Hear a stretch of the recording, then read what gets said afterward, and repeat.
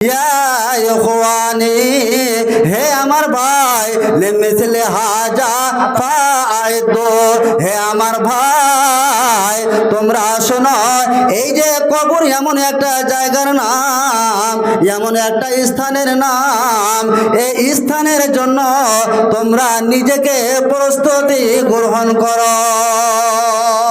হযরতে বারা রাদিয়াল্লাহু তাআলা আনহু তিনি হাদিসটা বর্ণনা করছেন। একদা এক সময় আমি এবং নবী করিম সাল্লাল্লাহু আলাইহি সাল্লাম একটি জানাজায় উপস্থিত হলাম। সেখানে গিয়ে দেখা গেল কবর খোঁড়া হয়নি, কবরস্থানের কাজ কমপ্লিট হয়নি। ফলে নবী করিম সাল্লাল্লাহু আলাইহি সাল্লাম সেখানে বসে গেলেন, অর্থাৎ কবরস্থানে গিয়ে কবরের পাশে বসে গেলেন। বসে যাওয়ার পরে নবী করিম সাল্লাল্লাহু আলাইহি সাল্লাম ভীষণভাবে কান্না করলেন। এমনভাবে কান্না করলেন, কান্না করতে করতে হাদিসে এসেছে মাটিগুলো ভিজে গেল। তারপরে নবী করিম সাল্লাল্লাহু আলাইহি সাল্লাম বললেন, ইয়া ইখওয়ানি, হে আমার ভাই, লিমিসলি হাজা ফাইদু, হে আমার ভাই তোমরা শোনো, এই যে কবর এমন একটা জায়গার নাম, এমন একটা স্থানের নাম, এই স্থানের জন্য তোমরা নিজেকে প্রস্তুতি গ্রহণ করো। জি, প্রস্তুতি নেন। আবার আপনাদেরকে একটা প্রশ্ন করেছিলাম, নবী সাল্লাল্লাহু আলাইহি সাল্লামের মা জান্নাতে যাবে না জাহান্নামে যাবে? কথা বলেন দেখি। জাহান্নামে যাবে। কেন যাবে?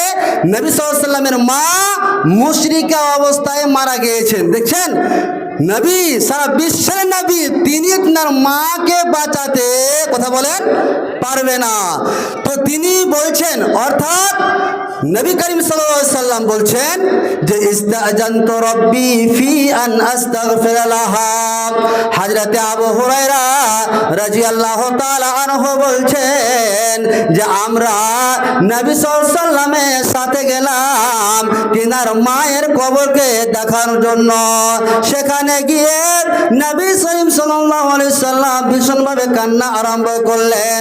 কাঁদতে কাঁদতে নবীজি আমার বললেন, ইস্তাজানতু রাব্বি ফি আন আস্তাগফির লাহা, হে আমার পরওয়ারদিগার আলম, আমার মা জান্নাতে যাবে, আমার মা জাহান্নামে যাবে, জান্নাতে যাবে না। কেন যাবে না? আমার মা মুশরিকা অবস্থায় মারা গিয়েছে। হে পরওয়ারদিগার আলম, ইস্তাজানতু রাব্বি ফি আন আস্তাগফির লাহা ফালাম ইউজাননি, আপনি যদি আমাকে অনুমতি দেন আমার মায়ের ইস্তিগফার করার জন্য, তাহলে আমি ইস্তিগফার করব।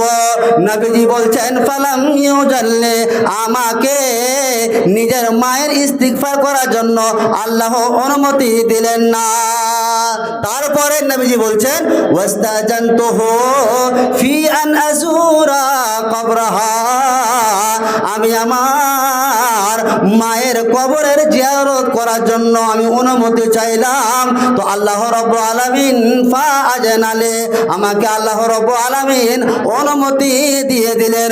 ওরে আমার উম্মতিরা শোনো, ফাজুরুল কুবুরা ফাইন্নাহা তুযাক্কিরুল মাউত, রে আমার উম্মতিরা শোনো, তোমরা কবর জিয়ারত করো, কবরে বেশি বেশি যাও, কবরে বেশি বেশি গেলে তোমাদের মরণের কথা স্মরণে আসবে।